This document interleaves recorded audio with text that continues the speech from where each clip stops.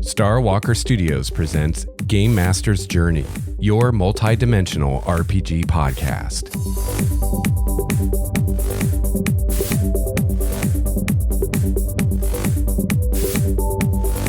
Greetings, fellow GM and/or player. Welcome to episode 99 of Game Master's Journey, your multi-dimensional RPG podcast.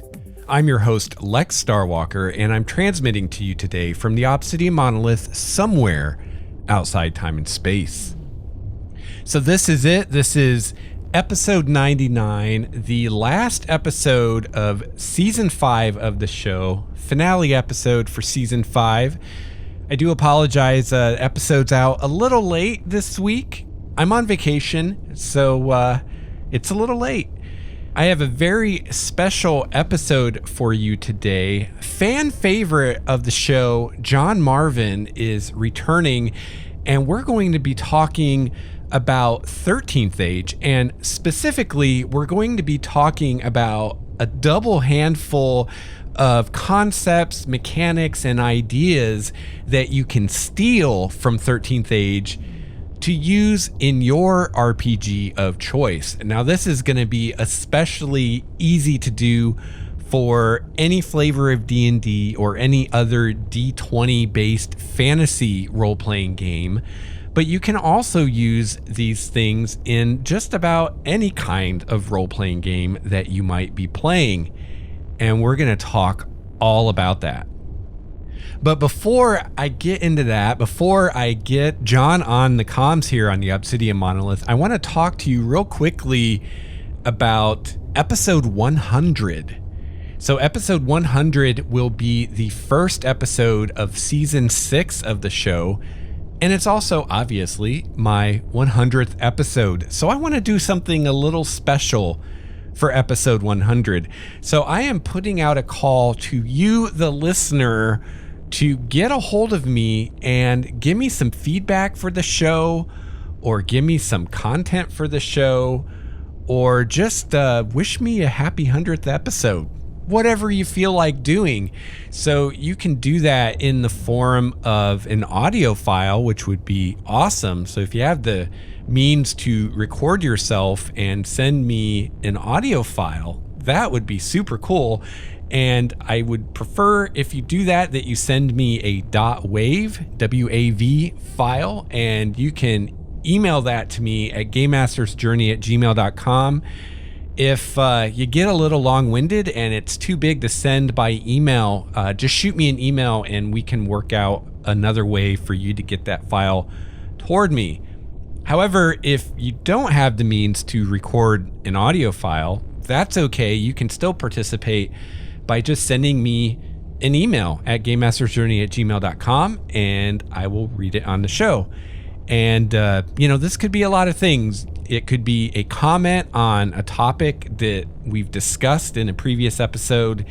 It can be a request or suggestion for content for a future episode, or even a segment for the show. I'm planning in season 6 to start doing segments. If you listen to GM Intrusions back in the day, then you're familiar with segments. I used to do segments for GM Intrusions. It's just a different way to organize a show. And I'm going to try it with Game Master's Journey for season 6. So if you have an idea for a segment, that would be a great thing to send in. Or just, general feedback or comments on the show, or really anything. I'm going to do my best to present all of this on episode 100. And yeah, I think it'll be fun. And it'll be great to hear from you because, as much as this is going to be a celebration of the show and the fact that I've managed to churn out 100 episodes, it's also a celebration of you, the listener, that you're listening to the show. Because let's face it, if nobody listened, I probably wouldn't do this. Okay, I definitely wouldn't do it. So yeah, I think episode 100 will be a lot of fun. I've got some other things planned for it. So it'll be a fun episode, and we'll kick off season 6. And I have lots of plans for season 6 above and beyond bringing segments to the show. I have some really cool topics lined up for season 6. And of course, I'll do some more interviews and all that good stuff. So for today's episode, I'm going to bring John Marvin on the comms, and we're going to talk about 13th Age and some fantastic things that you can take from 13th Age to use in your game. So without further ado, here's John Marvin.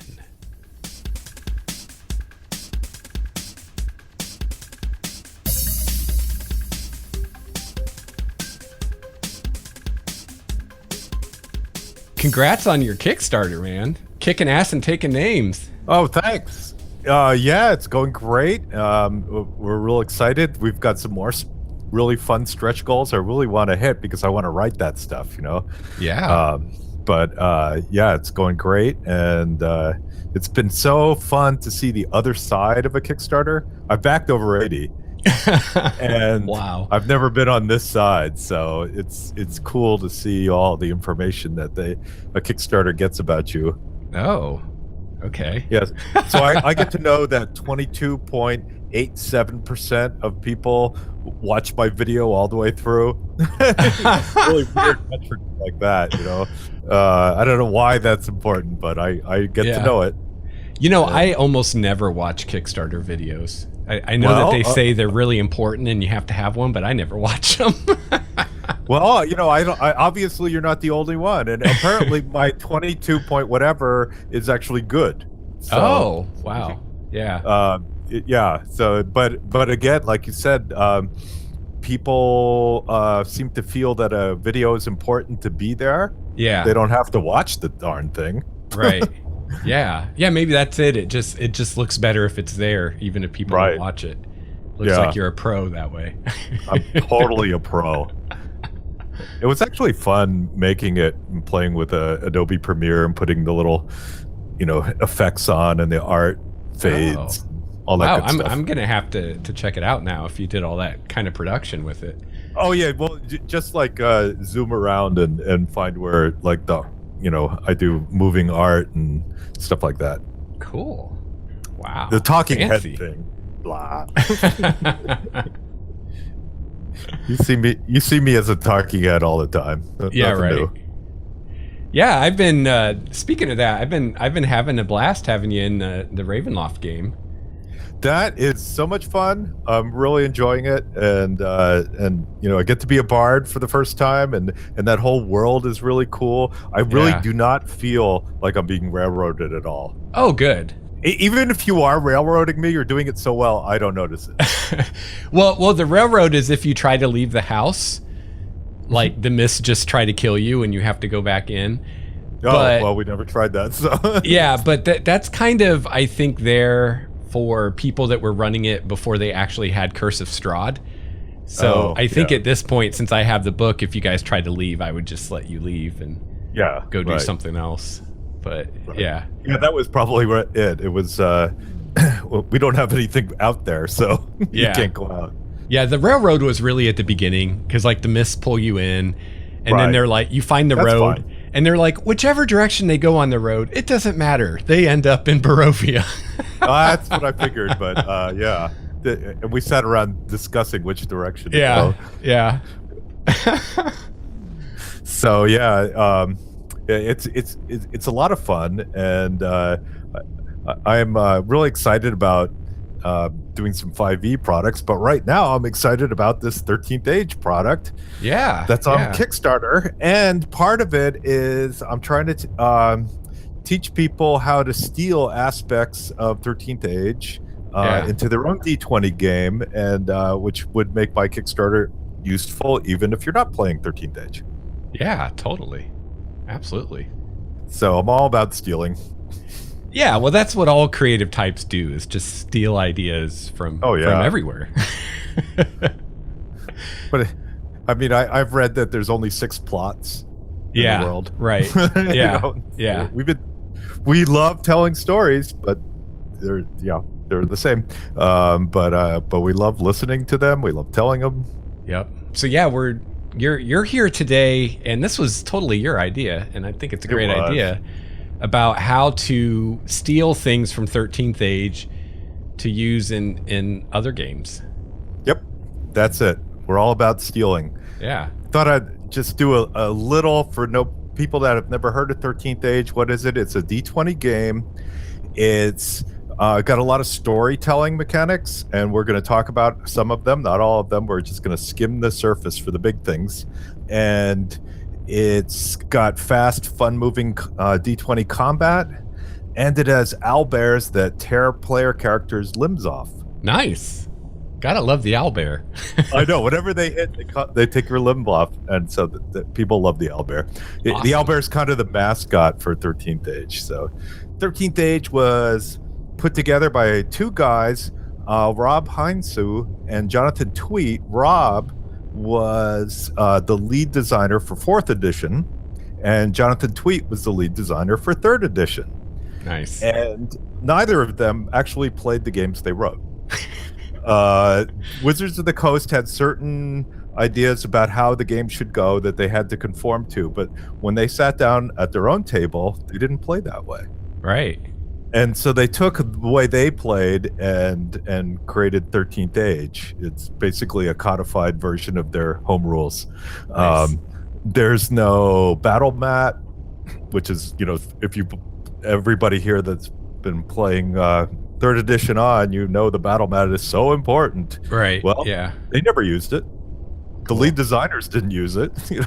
And they had a lot of influence from storytelling games, the indie games like Dogs in the Vineyard and other games like that. And they put it together. It got Silver Award at the ENIES in 2014 as best game system. So anyway, it's a cool game, but sometimes even if you love it, you're not running it because you're running something else you love.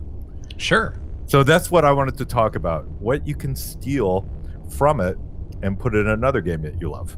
Yeah, and that's really nice because, maybe you're in the middle of, like, say, a D&D campaign that you've been playing for 2 years.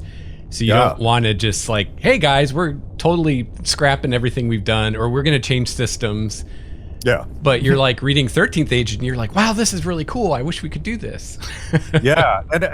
And one thing that is definitely true for some players, not all players, is Dungeons and Dragons is the brand. And so, do you want to play 13th Age? Well, gosh, it's a new game. I don't know if I could learn that. Do you want to try a new version of D&D? Sure. Right. Yeah. And even though they might be just as easy or hard to learn, so it is important that you find players. And if it makes it easier to find players, that's what you do. Yeah. So one of the things that will not help the people listening, but I'm holding up a big 6-sided die. That is a big die. Yeah, thank you. In 13th Age, in order to make the combat fast and fun, they use something called an escalation die. Have you heard of that? Oh, yeah. Yeah, so here's how to do it. On the second round of a combat, you take your biggest 6-sider and you slap it on the table with the 1-up. And all the players get to add 1 to all their attack rolls. Not their damage rolls, their attack rolls. Okay. Then on the next round, you increment it. So it's a 2. And so on, all the way up to 6. So by the time you're at the 7th round, everybody's got a +6 on all their attacks. So what does that do? Well, how many times have you sat around where the players have won, but now they can't ever hit? Everybody's going around the table whiffing. Yeah. So towards the end, the players are hitting. Now, isn't that making it too easy? Yes, it would be. So what you do is you add 1 to the armor class of all the monsters and give them a +1 bonus on all their saving throws. Okay. Then when the escalation die kicks in the second round and above, you add that to the player's attack and you subtract it from the monster's saving throw bonus. And so it gets easier and easier to hit with those fireballs and the swords. 13th Age actually doesn't use saving throws for monsters. It's like 4th edition. It's more player facing as far as the attack goes. The player rolls for the attack on the fireball. There's no saving throw of the monster. But anyway, you can do that just by giving the the monster that bonus, and then the bonus gets smaller and it becomes negative as it goes. So anyway, that's it. That's your escalation die. That's stealing it. If you want to get really fancy, in 13th Age, the monsters never, ever use the escalation die, except for when they do.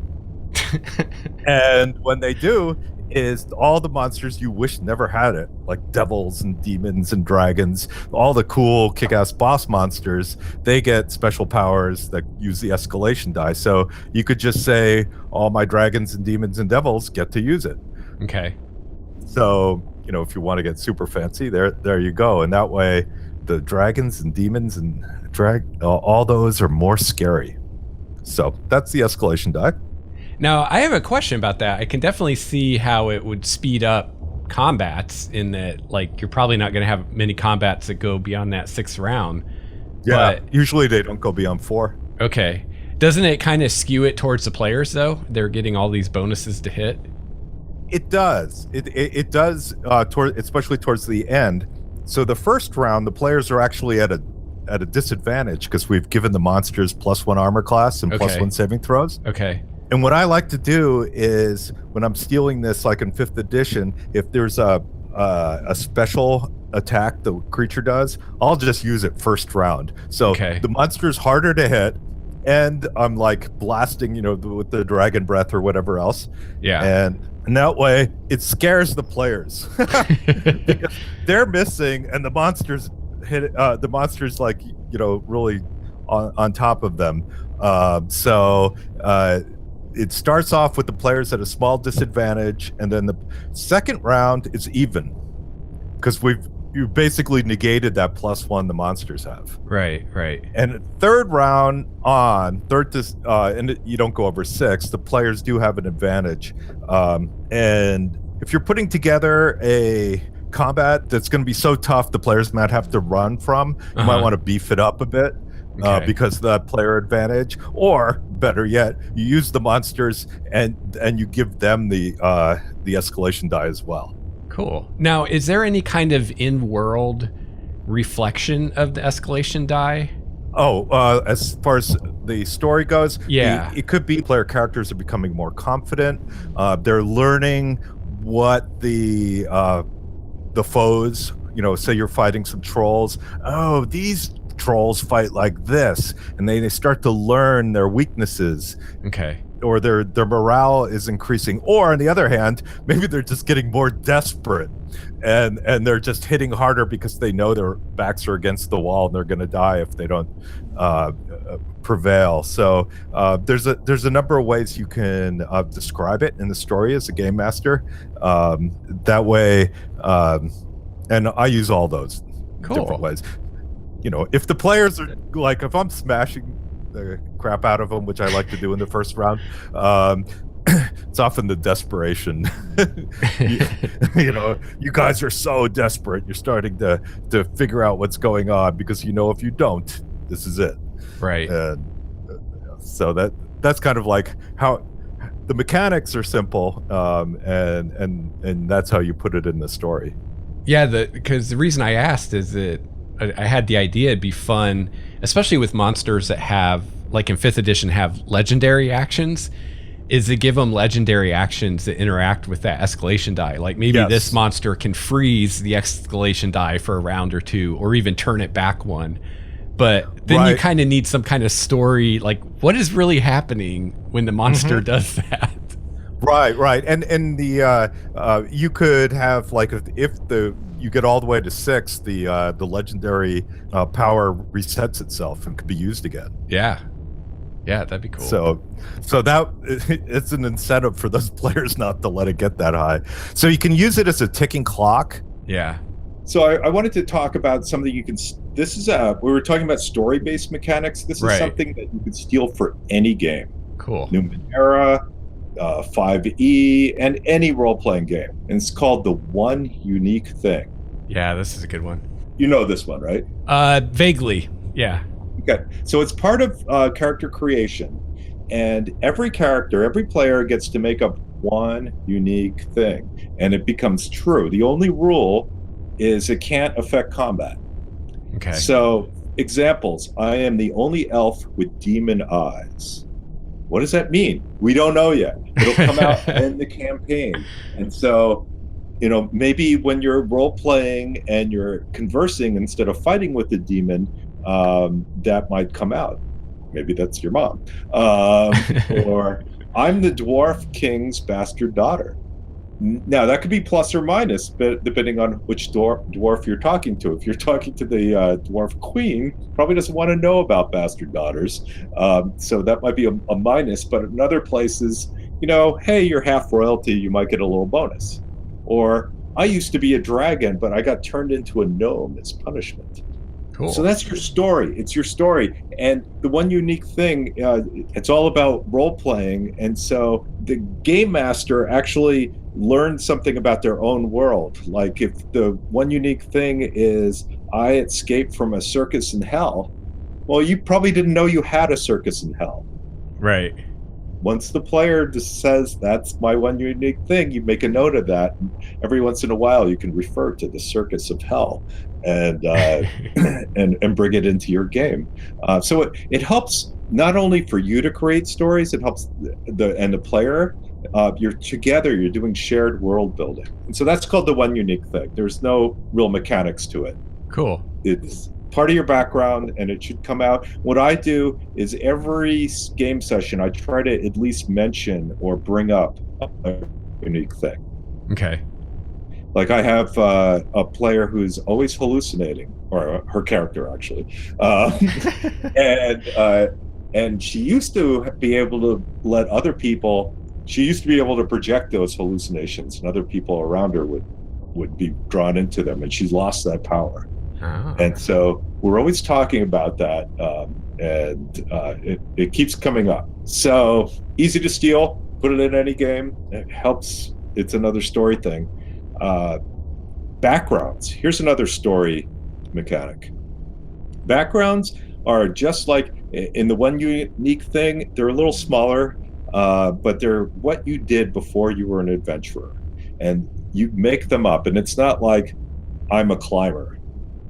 No, it's like I was the roof jumping champion of the City of Eyes, or I was a courtier to the Fey Queen.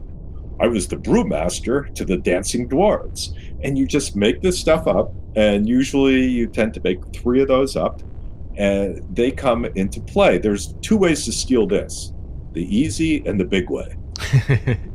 The easy way is let your players have 3 backgrounds, and if they come into play during a game, usually during a skill challenge or a skill test, you give them a little bonus if they're, if you're jumping roofs, or they need to know something about the City of Eyes or the Fey Queen. So maybe a +1 to +3, depending on how closely their background impinges on what you're doing at the time. Then there's the big steal.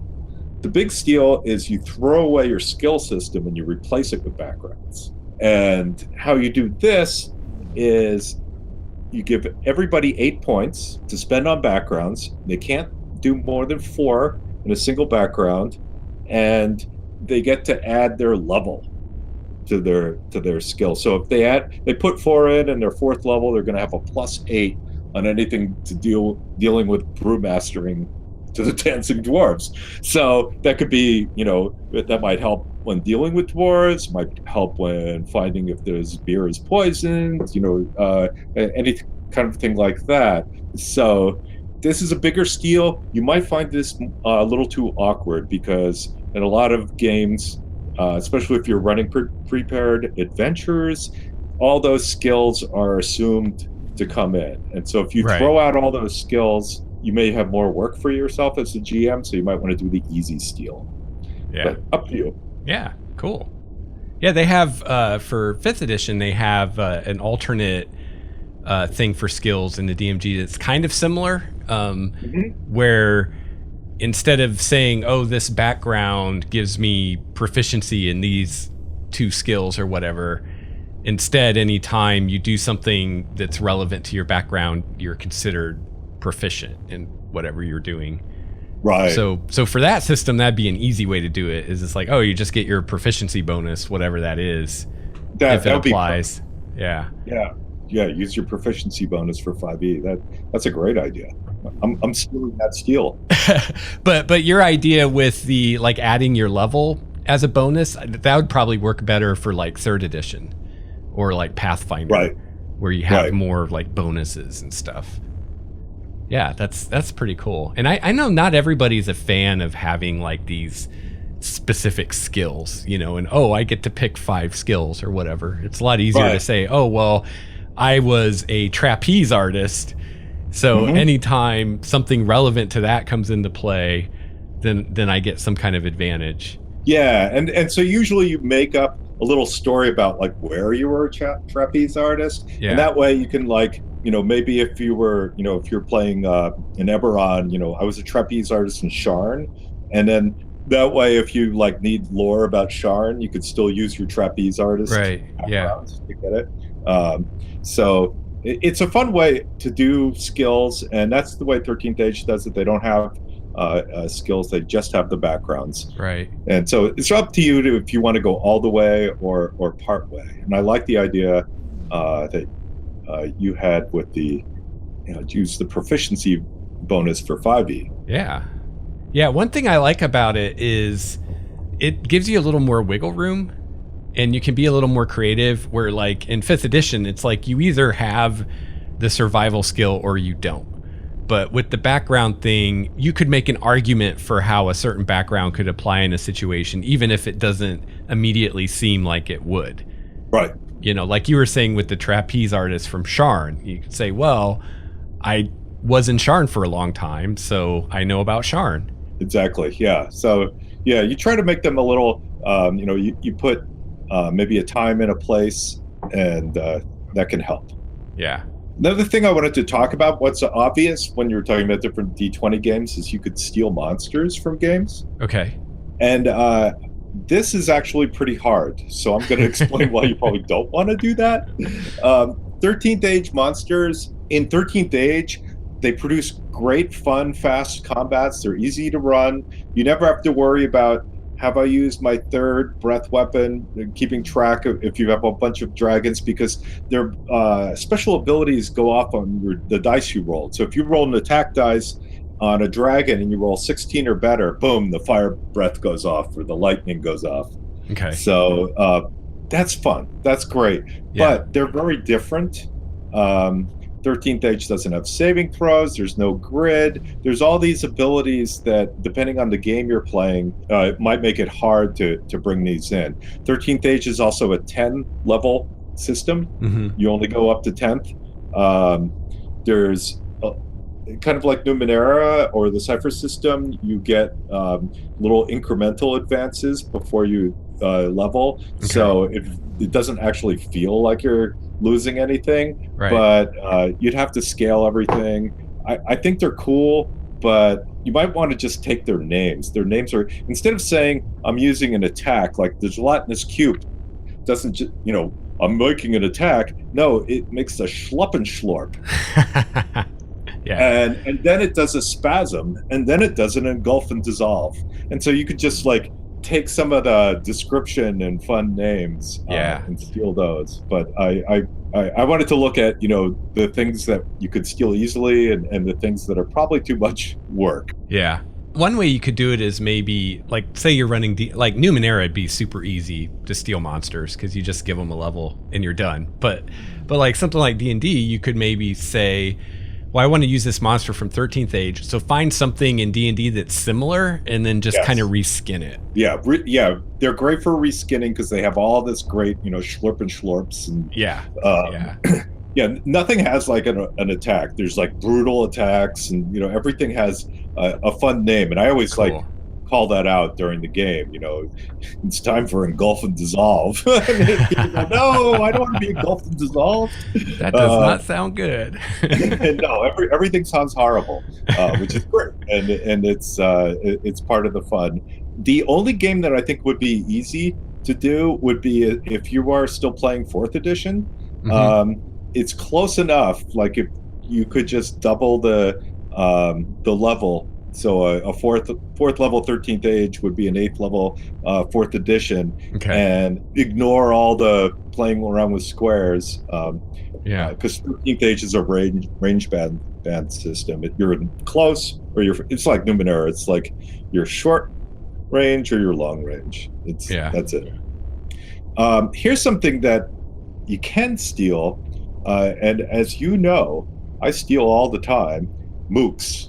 Yeah. I love mooks because I often play with minis, and there's nothing more fun than having 30 minis going after the party. 40 is better. And mooks, if you don't know, are monsters that are easy to kill but come in large numbers. Mm-hmm. And I created mook rules for Numenera and put them in the Sun Below adventures.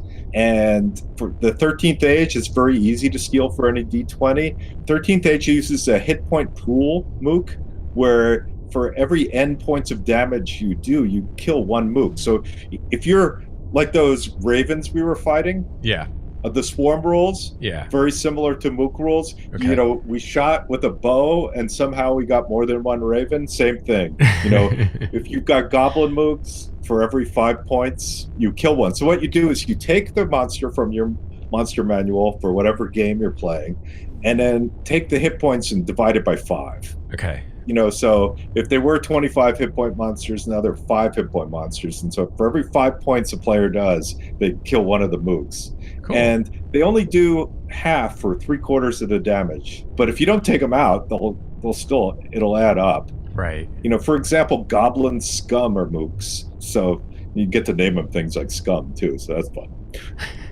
And I don't know if not everybody plays with minis, but when you do, or if you're playing on a virtual tabletop, it's just fun you can't even see the terrain. There's so many adversaries. That gets the players' attention. Awesome. Now this next one I'm really excited to hear about, because we all know I'm not a huge fan of alignment.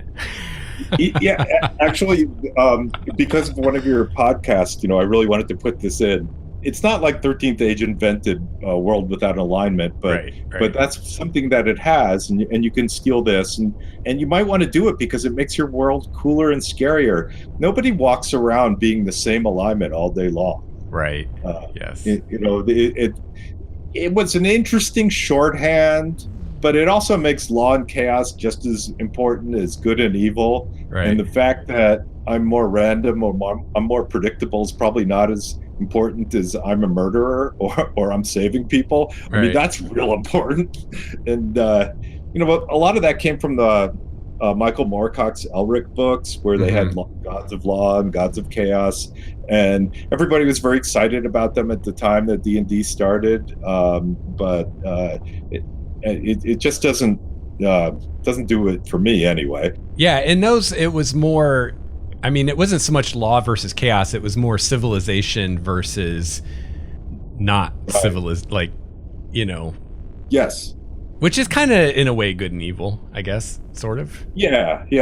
And when you read the Elric books by Michael Moorcock, you know, the main character is an albino sorcerer who has bound a god of chaos and gets the god of chaos to help him out every once in a while. But he hates this god of chaos who was always screwing everything up. But he finally meets the gods of law, and they're just as bad. So I love it.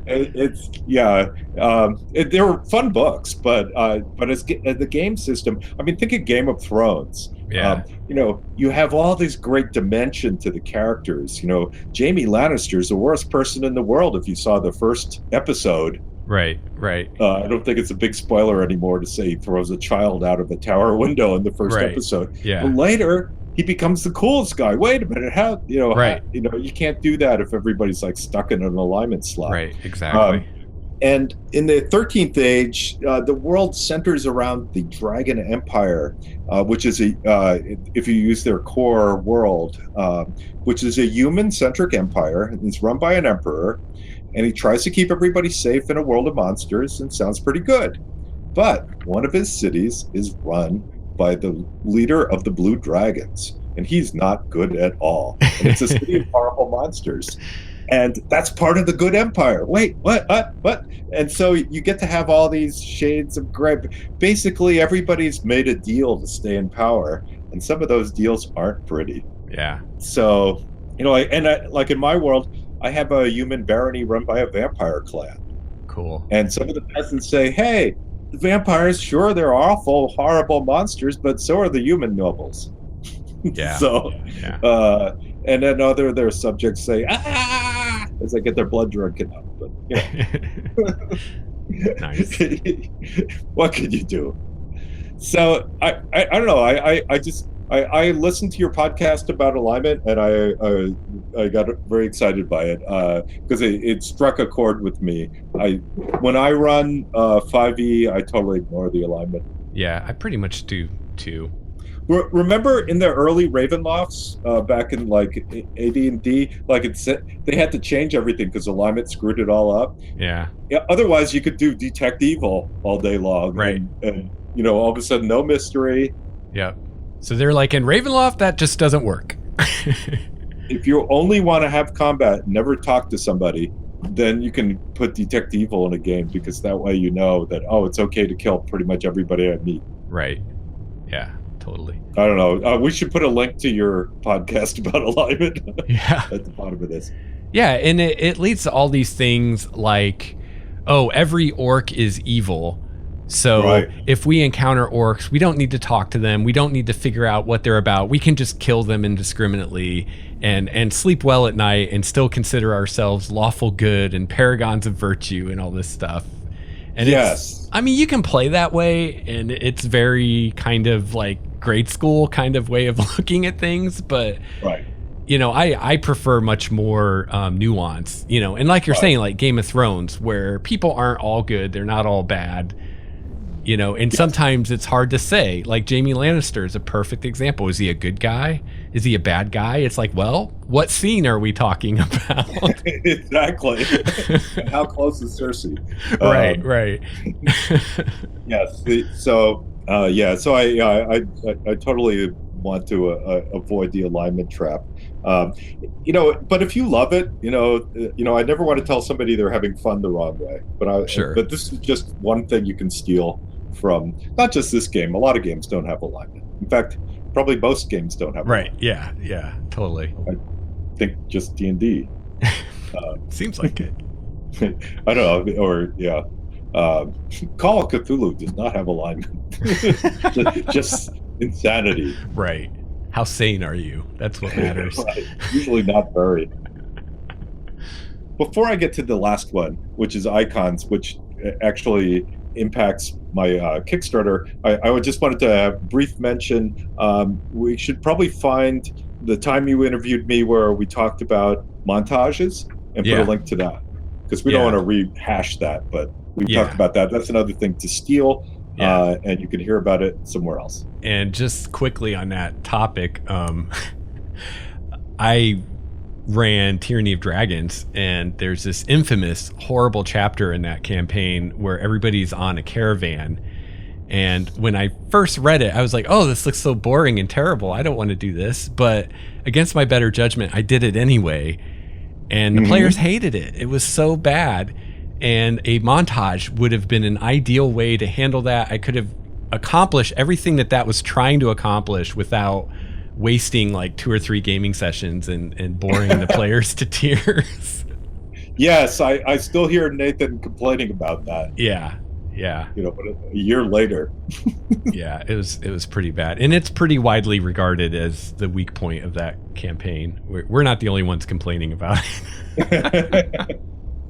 Yes.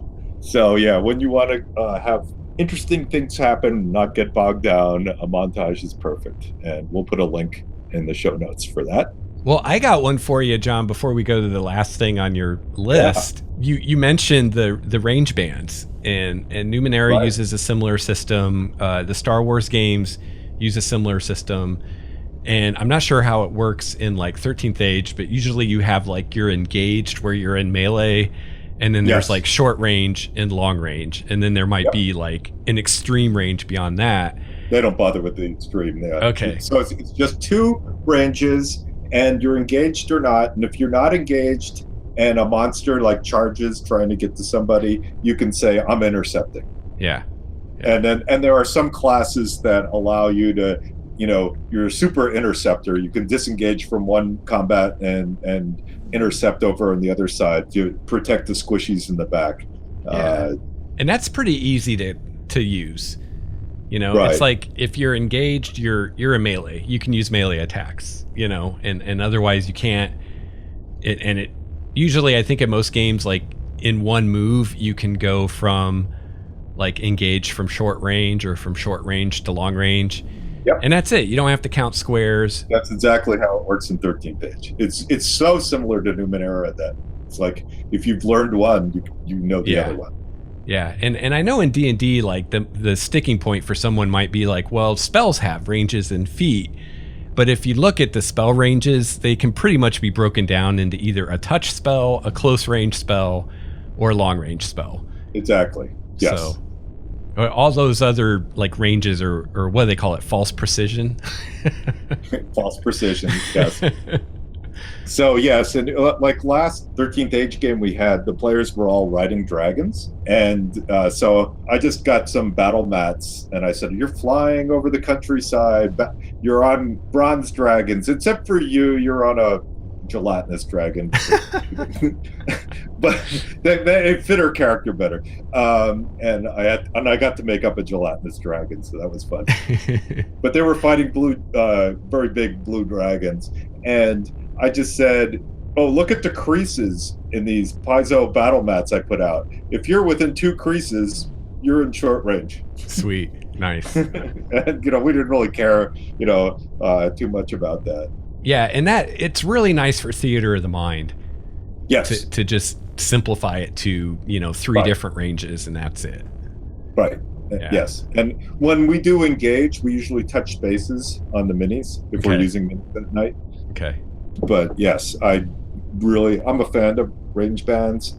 I played in a lot of different campaigns from 3rd to 3.5, 4th, and Pathfinder. And the game of squares was my least favorite. No, I know some people love it. And like I said before, I'm not going to tell you how to have fun. But if you don't love it, you can steal range bands from other games, including 13th Age. Yep. When 5th edition came out and it did not have squares, I was so happy. Yeah. Okay. Are we ready for the last one? I think we are. Okay. So this is another story one, another story mechanic. It's called Icons. And just a little aside, my Kickstarter that's running right now, Gods and Icons, it's all pretty much about gods and icons, right? And so if you steal icons and put them in your game, you can actually use gods and icons. So just saying. Yeah. Little plug.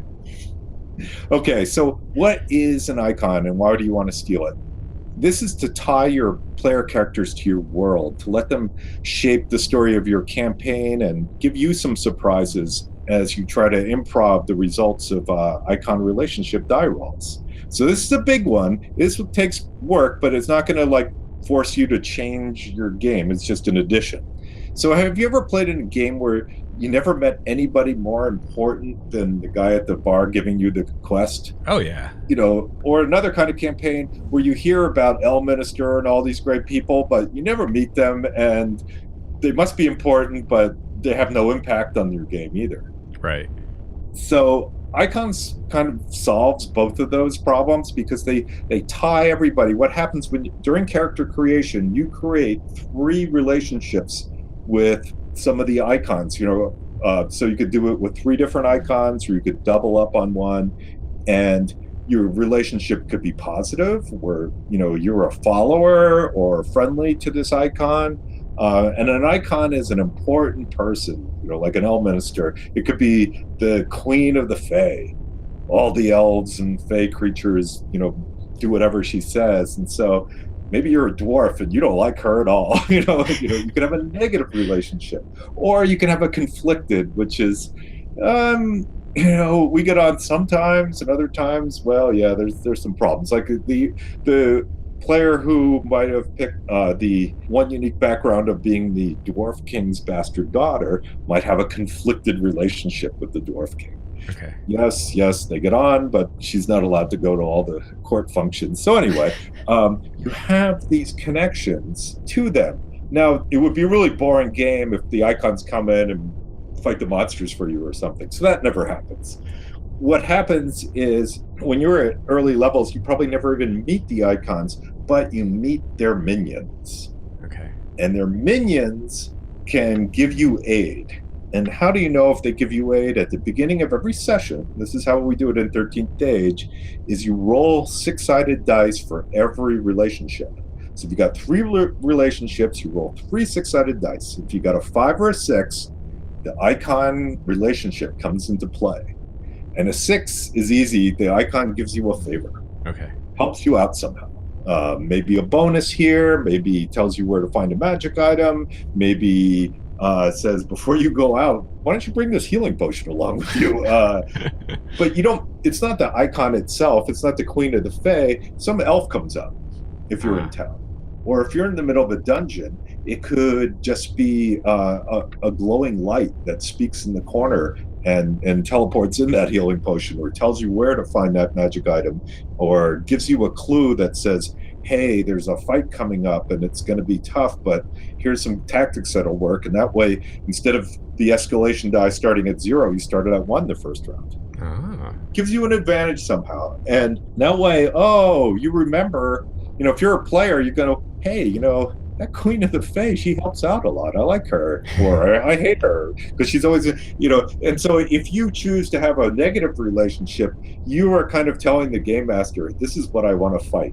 If you have a negative relationship to an icon that deals with demons, what do you want to fight? You want to fight the demons. And when you get you roll a 6 and something good happens, what happens is you don't get favor from the Lady Akuma in my world, or in the 13th Age core book, it's the Diabolist. You don't get a favor from her. You get a favor from one of her enemies. Oh. And the enemy of my enemy is not always my friend. So the favor might come from the leader of the undead, who doesn't like demons, or it might come from a nice friendly the metallic dragons might help you out. But you are kind of telling the game master, this is the kind of game I want to play. I want to play a game where I'm fighting demons, I'm a friend to elves, and I drink a lot of dwarven beer, or whatever. It helps in the story creation. And then if you roll 5, you get a favor, but you also get a complication. And it might be a side quest. Ooh, I'll tell you where this magic item is, but I want you to bring the head of the orc chieftain to this place, or I want you to take this symbol of a rival icon, go kill all the monsters and leave this behind as a clue that somebody else did it. It wasn't us. So it's great for intrigue. It helps in, all these icons are kind of jostling for position. The whole idea of 13th Age is the age is about to come to a close. Okay. By the time you hit 9th and 10th level, the age is ending, and all the icons want to survive and be in the 14th Age, and maybe even a player character wants to become an icon for the 14th Age. But that's like after the campaign ends, right? Yeah. So all these icons that were helping each other at the beginning of your campaign might become rivals by the end. So you can get all this intrigue to bring them in. We will put a link to the SRD to 13th Age, because 13th Age has an SRD just like 5e and most of the flavors of D&D have, and you can see all the icon rules there. But nice. They're not complicated. It's you roll a 6, you get a favor. You roll a 5, you get a favor and a complication. And the complications could be as simple as one of the icon's enemies adds more monsters to your next combat. Cool. So you thought you were just fighting orcs, but now you're fighting orcs and demons. Nice. And usually what you try to do is let the player realize that, that's why this is an extra heavy fight. Have one of the demons insult them, saying, oh, you've been sucking up to the Fey Queen. That's why I'm here to clean your clock, and so that way they kind of know that, because every time you pick a friend, you pick, that friend has enemies, and so their enemies become your enemies. It's the opposite of when you pick a negative relationship, where their enemies might be your friends sometimes. So there's always things to add for complications. The complications could also be, there could be a curse that has to be taken care of. So sure, you can get a magic item, but it's cursed, and so you have to go to the Valley of the Moon or something to take the curse off if you want to use the magic item. So just something that kind of adds a little to the fun. And at the beginning, I said, hey, this will create some surprises for you as a game master. Yeah. Well, of course, because every time you play, you don't know what your players are going to roll. Right. You don't know who's going to get those sixes, and so as a game master, I like when I'm a player, I'm always surprised. Everything, I don't know what's in the next room, but when you're the game master, it can start to feel a little like I know everything, and right. Where's the fun in that? So this adds a little surprise element for the game master, and also the choices the players make can really tell you what kind of adventures they want to have. Sure. If they're all about being a dwarf, then put them in dwarf ruins, or and so on. And as they go up in levels, they'll get more icon relations. And so by the time you're epic level, there's 3. There's adventurer tier, champion tier, and epic tier. When you're epic tier, you've got 5 of these, and good grief. It's happening all the time, and so your icons are really noticing the players by that. So at the beginning, it's just their minions, handing out a healing potion. At the end, it's the icon saying, "Hey, you and me, we'll take over the 14th age together. I don't need these other so-called friends anymore."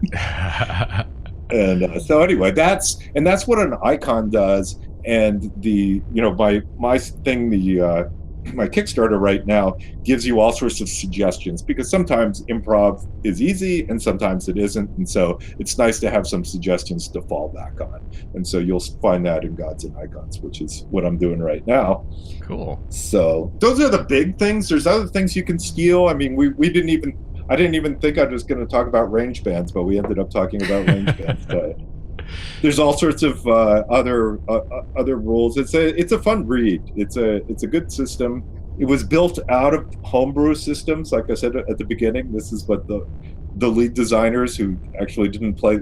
I remember you were saying, "Hey, experience points. How come the lead designer in 5e doesn't use them?" Yeah, right. Well, I think sometimes the lead designers don't have as much freedom as we think. Yeah, you may be right. Yeah. They get, there's a tradition they're maintaining. When you're doing Dungeons and Dragons, there's a tradition there. Right. Yeah. And, I think there's constraints put upon them. Yeah. To maintain that tradition.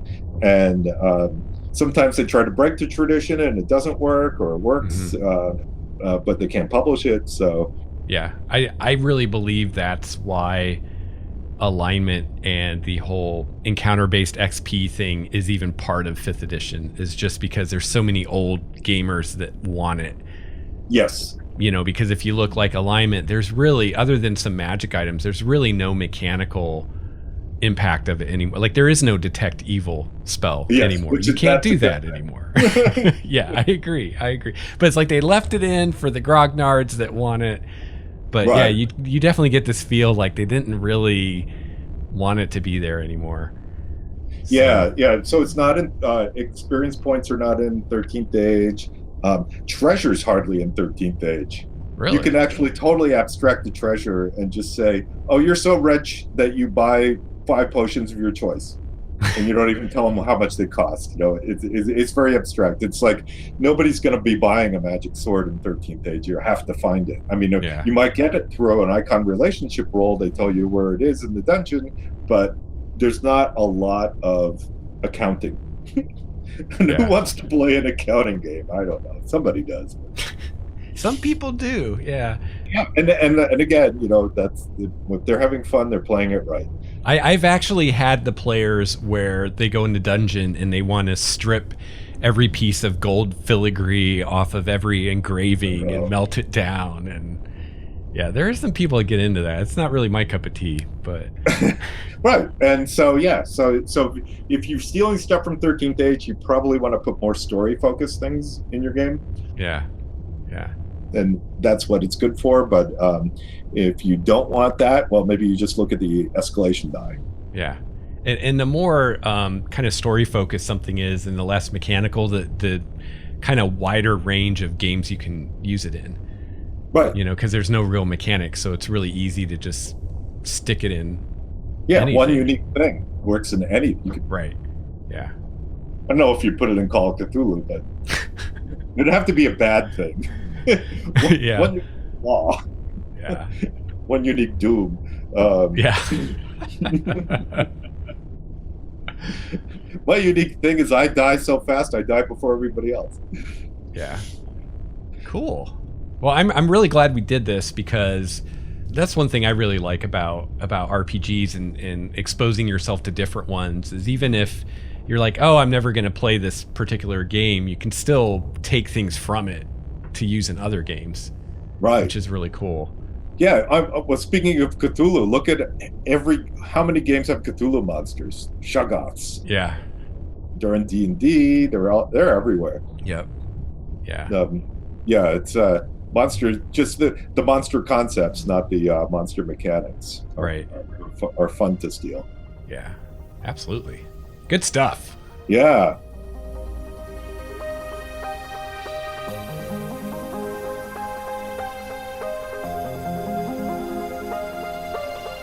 I want to thank John for being on the show today. Really appreciate it, John. Really appreciate you taking the time to talk to me. What a fantastic episode. I feel like I can say that. I don't feel like that's too narcissistic, since, the lion's share of the content today came from John.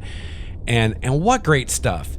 And not only did we go through a whole slew of really cool innovations in 13th Age that you can use in your game, but I think that this is a proof of concept of how you can take ideas from any game and use them in pretty much any other game. I talked not too long ago about how I took the GM intrusion from Numenera, kind of combined with the compel from Fate, and use that to come up with something I call plot twists in D&D. And, you can do this with so many things. And I think a lot of us, or maybe all of us as RPG players, tend to have quite a collection of RPGs. We tend to have more RPG books and more games on our shelves than we can ever hope to play. And sometimes it can kind of feel like a waste or missed opportunity to have these games that we just never get a chance to play, whether we just don't have the time or we just really like some other game and that's what our players are into. But it doesn't have to be a waste. It doesn't have to be a missed opportunity, because you can go into that game that you never get to play and you can pluck out the things about it you really like, whether those are story ideas or mechanics or ideas for adventures or NPCs or adversaries or monsters or magic items or whatever. And you can take those things that you love and use it in whatever game you're playing at the time. Now, obviously, some things will be easier to convert than others. I think as a general rule, things that are more narrative and more story based are going to be easier than things that are crunchier or more mechanically based. But it can still be done. So that's really cool. And, that's one of the things I love about this hobby is you can pull in so many sources for your games. And not just other games, but movies, books, video games, television shows, weird dreams that you had, anything, really. So thanks again, John, for coming on and talking about this.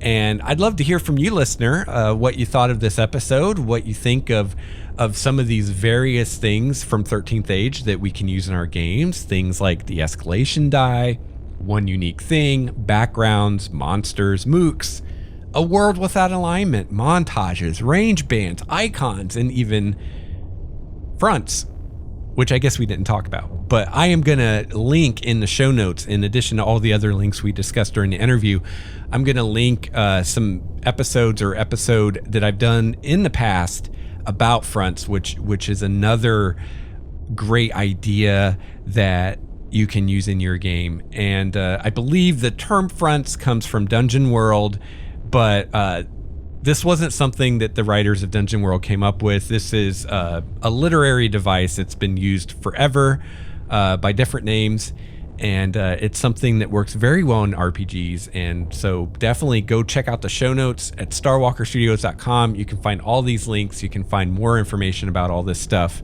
But I'd love to hear from you what you think of this. Are you going to use any of these in your game? Let me know. I'd love to hear about it. If you'd like to give me feedback, or again, if you'd like to send in something for episode 100, you can do so by emailing me at gamemastersjourney@gmail.com. Also, great ways to keep up on the show and what I'm up to is following me on Twitter at LexStarWalker, following me on Google Plus LexStarWalker, and also join the Game Masters Journey Google Plus community. You can find a link to that in the show notes, and that's a great place to have discussion. And I feel like the community's kind of livening up a little bit lately, probably partly because I've been doing a lot more game design. And so I love using the Game Masters Journey Google Plus community as a place to throw out ideas just to see what people think about just various ideas I'm kicking around. For instance, just the other day, I started a discussion about dark vision in D&D and what people thought would be the impact of just doing away with the range limitations of dark vision. I find it very kind of noodly and this level of detail that I think, at least the way most of us play 5th edition, isn't needed, and it's just unnecessary complexity. And so I was asking everyone, what do you think would be the ramifications, if there are any, of just doing away with the distance limitation of dark vision? And personally, I don't think it's really going to have any impact in the game. When I run D&D, I play online, so I even use the virtual tabletop where we're actually moving miniatures around on a square. And even in that scenario, I have very rarely found the 60-foot limitation on dark vision to really have any bearing on anything. Definitely not enough to make it worth dealing with it all the time. So to me, the only real impact of just removing that and just saying dark vision has the same range limitations as normal vision would be for those few characters who get, quote, superior dark vision, like for instance dark elves that get a longer range, because now that's meaningless if dark vision no longer has that limitation. So maybe we need to come up with something to give them instead. I considered at first maybe giving people with superior dark vision advantage in situations where they're using their dark vision for perception, but I think that's a little too powerful compared to your dark vision just going out an extra 30 or 60 feet. So kind of where I'm leaning on it now is saying that those with, quote, superior dark vision actually kind of have the equivalent of color vision with dark vision. So in 5th edition, it stated that, when you're using dark vision, you're just seeing in shades of gray, which is pretty cool. It kind of coincides with when you're using actual night vision, you're only seeing with the rods of your eyes, which don't see color. So that totally makes sense. So I thought that it would be cool if those that have superior dark vision, instead of saying that they can see farther, instead saying that they can discern more shades of gray than other people can. For instance, dark elves, just because they have so much experience with it, maybe their eyes are a little bit more developed in that way. Maybe they've got more rods. So they can see much more shades of gray than most other people with dark vision, to the degree that they've learned to correlate those shades of gray with the various colors. So, a dark elf using dark vision, seeing someone with a blue shirt, doesn't actually see the color blue. He's still seeing a shade of gray, but his ability to discern the different shades of gray is sensitive enough that he can correlate that particular shade of gray with a particular color of blue and knows that that person's wearing a blue shirt, even if he can't really see the color blue in total darkness. So I think that's cool. I don't think it's going to have a lot of bearing. I mean, you might find situations where it's useful or even necessary to be able to discern colors in darkness. So it could come into play occasionally. But again, the original bonus that these characters were getting, which was an increased range of dark vision, even using a virtual tabletop, I've very rarely seen it matter. And even when it does matter, it didn't really matter that much. So I'm leaning very strongly towards doing it that way. But that's just one of the many discussions that we've had on the Google Plus community. So go join the community and you can weigh in with your opinion. Now, real quickly, before I wrap this up today, I want to give a huge shout out to my Tier 6 patron, Mr. Steve Strickland. Let's hear it for Steve. Woo! Yeah. Go, Steve. You the man. I also want to give a shout out and a thank you to my new Tier 5 patron, Mr. Mike Lott. Thank you, Mike. And thank you, Steve. And thank you, all the patrons, for your support. I really appreciate it. Could not do this without you guys. All right. So I think that's going to wrap it up for me for episode 99 of Game Master's Journey. I'll be coming back at you soon with episode 100. Not sure if I will get that out in the first or the second week of March or April. First or second week of April. Might be the second week because I've got some little fiddly things I want to do with the show and some tweaks and whatnot. And I am on vacation. So might be the second week of April before you see episode 100. But once you see episode 100, we will be back to our weekly schedule for season 6 of Game Master's Journey. So until then, I hope that you have a chance to play your favorite RPG. And I will be back soon with episode 100 and season 6 of Game Master's Journey. So until then, game on. This has been a Starwalker Studios production, your source for quality gaming and hobby podcasts. This episode's music provided by Cloudwalker, Renfield, Transboy, and Ish. Please see the show notes for more details at starwalkerstudios.com/Game Master's Journey.